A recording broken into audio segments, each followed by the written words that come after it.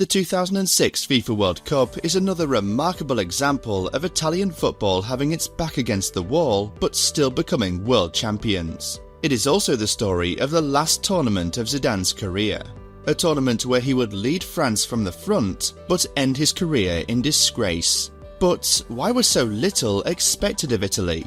Why did Zidane's career end in shame? This is the story of the 2006 FIFA World Cup. To understand why Italy went into the tournament with low expectations, we need to describe the Calciopoli scandal. In May 2006, telephone conversation recordings indicated multiple club executives were working with refereeing organisations to select favourable refs for their matches. This led to several teams, including Juventus and AC Milan, being punished with relegation and point deductions. Juventus executive Luciano Moggi was especially highlighted. A quote in court read, "The creator of an illicit system of manipulating the 2004 to 2005 Italian league games. He was controlling everything. He had total power and controlled the journalists, the TV and media." The national team was also in a bad period after being knocked out in the first round of Euro 2004. After their first round exit, Marcello Lippi was selected to replace Giovanni Trapattoni as Italy's manager.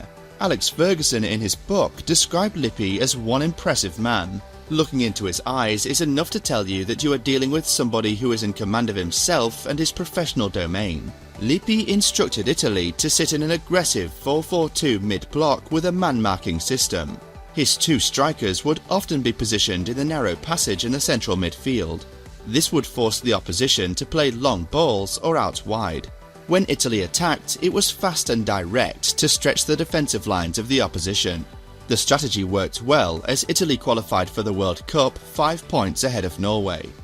Before moving on to the main tournament, I would appreciate you hitting the like, subscribe and notification bell.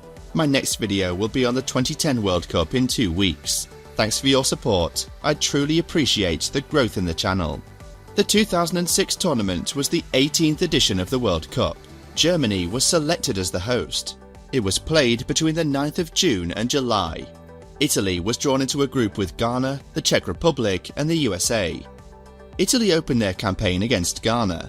The game was competitive, but Italy was in control. They got a deserved goal in the 40th minute. Pirlo received the ball from a corner on the left side of the box. He then released a thunderous strike that went into the far bottom corner. Italy sealed a 2-0 win in the 83rd minute. Vincenzo Iaquinta capitalised on a defensive mistake, went around the keeper and scored into an empty net. Italy played the USA in their second game. Italy opened the scoring in the 22nd minute. Pirlo whipped in a beautiful cross from a free kick on the right side that Alberto Gilardino headed home. In the 27th minute, USA had a free kick on the right wing. They crossed the ball in, but it went straight to Cristian Zaccardo.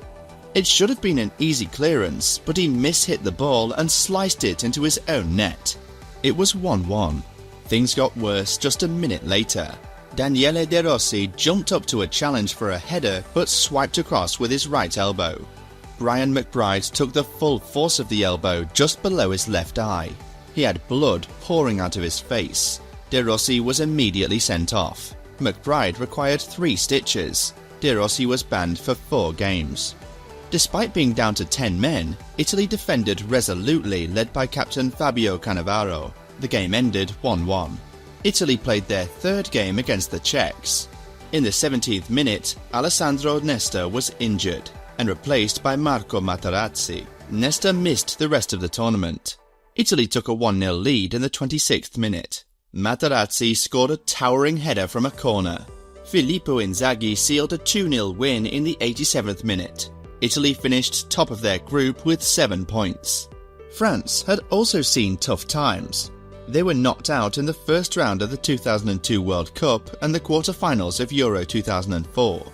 Zidane would later say, "Something was broken after the 2002 World Cup and Euro 2004 was the last straw." Zidane all but retired from international football after Euro 2004. He decided to return to the team on the condition that both Makelele and Thuram were brought back too. Zidane said of his return, "I had something akin to a revelation. I had this sudden desire to go back to my roots."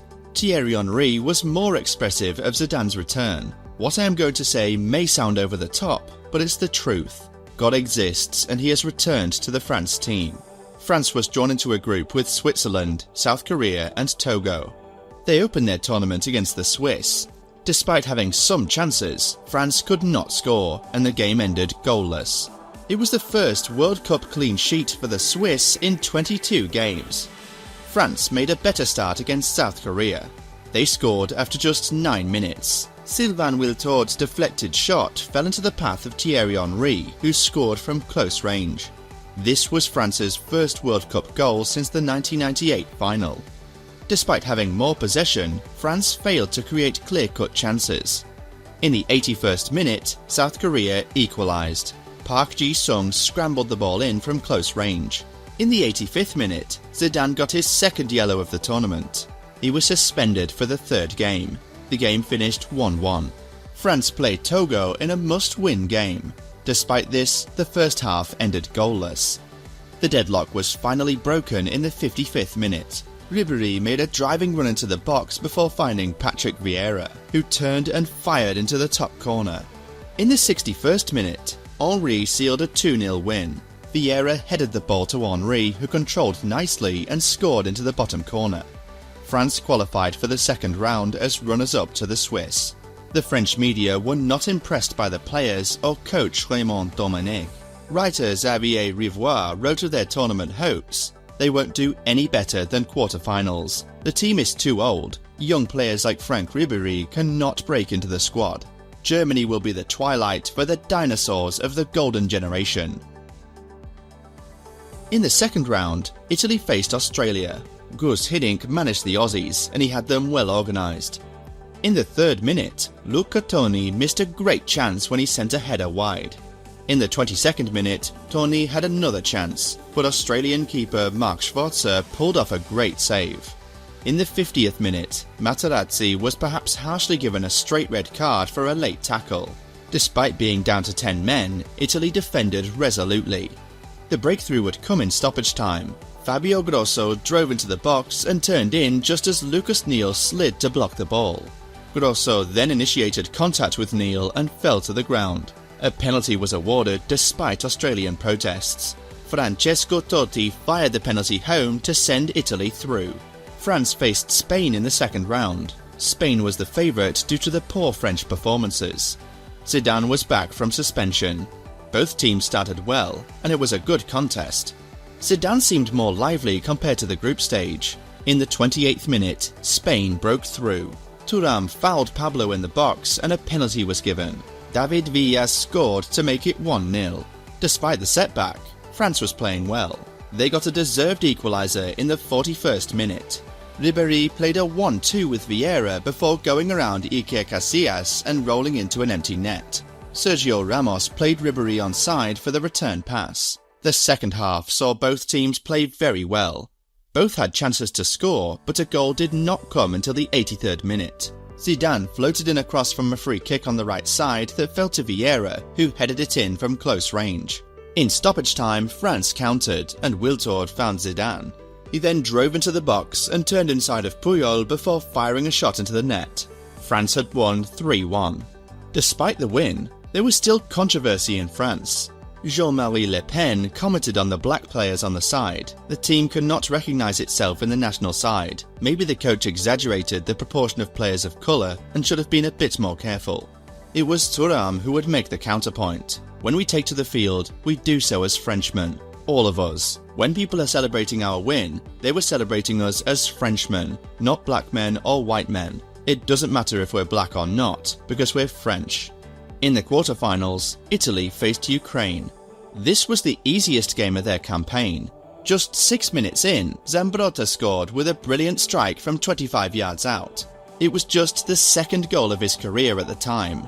In the 59th minute, Toni scored a header from a Totti cross to make it 2-0. In the 69th minute, Toni scored again. This time a tap-in from a Zambrotta pass. Italy was in the semi-finals. France played Brazil in the quarter-finals. The 2006 Brazil team was a star-studded squad.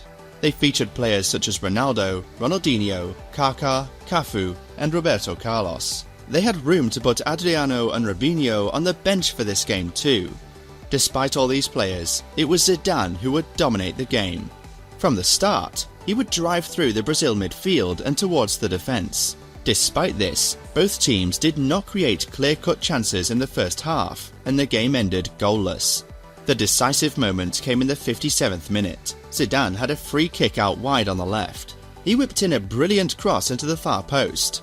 A wide-open Henry side-foot volleyed the ball home from close range. The goal summarised the poor defending and laziness of this Brazil squad. Henry was wide open because Carlos did not move and just watched him score. Despite constant pressure from Brazil, they never created a clear chance. The game ended 1-0. Italy played Germany in the semi-final. This was probably the game of the tournament. From the beginning, the game was played at a high pace. Simone Perotta had a good chance when he was played through into the box, but Jens Lehmann quickly came out to make the save. Bernd Schneider had a great chance when he was played through by Klose, but fired the ball over. In the second half, Klose had a great chance to score but was saved by Buffon. Podolski also had a great chance that Buffon saved from close range. Despite the chances, the game was goalless after 90 minutes. In extra time, Gilardino went on a driving run before hitting the post from close range. Zambrotta then had a great chance. A corner fell to him on the edge of the box, and he hit a thunderous strike that hit the bar. Podolski had the best chance of the game for Germany. He was wide open as he met a cross, but headed it wide. A goal finally came in the 119th minute. A corner came to Pirlo, and from the edge of the box, he played a reverse through ball to Grosso, who hit a first-time shot into the far corner to make it 1-0. He then erupted into tears and ran with his arms out wide in scenes reminiscent of Marco Tardelli in 1982. Grosso later said, "It was the 119th minute and I experienced so many emotions. All of the years spent preparing for that moment passed in front of my eyes. The goal opened a window into my past." Germany was now desperate for an equaliser. Cannavaro wonderfully intercepted a cross before immediately winning the rebound. This then set off a counter, resulting in Del Piero curling home the second goal. Italy was in the final.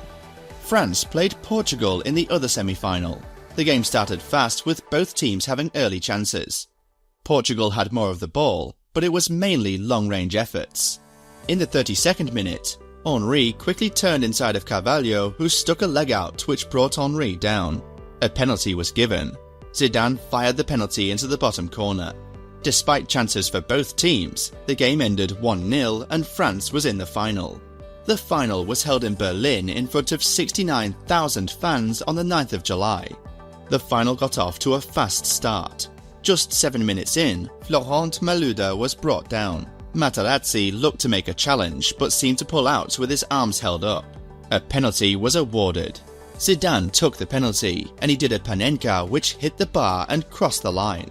In the 19th minute, Pirlo crossed from a corner and Materazzi headed the ball in to make it 1-1. In the 35th minute, Toni headed the ball onto the crossbar. In the second half, both teams pressed for a goal. Toni had a goal disallowed correctly for offside.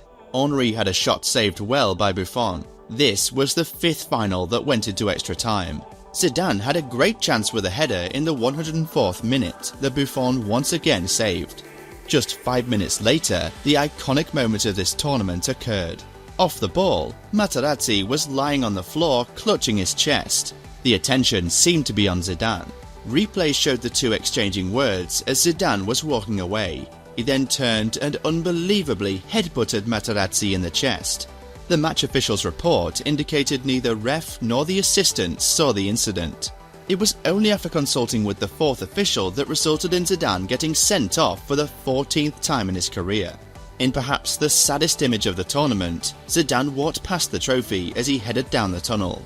Materazzi would later describe what happened. "Zidane offered me his shirt, and I said no, that I preferred his sister. Then he turned around and reacted as everyone remembers. I never saw Zinedine again." The game went to penalties. Pirlo, Wiltord and Materazzi all scored. Trezeguet then hit the bar for France. De Rossi, Abidal, Del Piero and Sagnol all scored. Grosso stepped up to take the winning penalty. He fired it into the top left corner. Italy were world champions for the fourth time.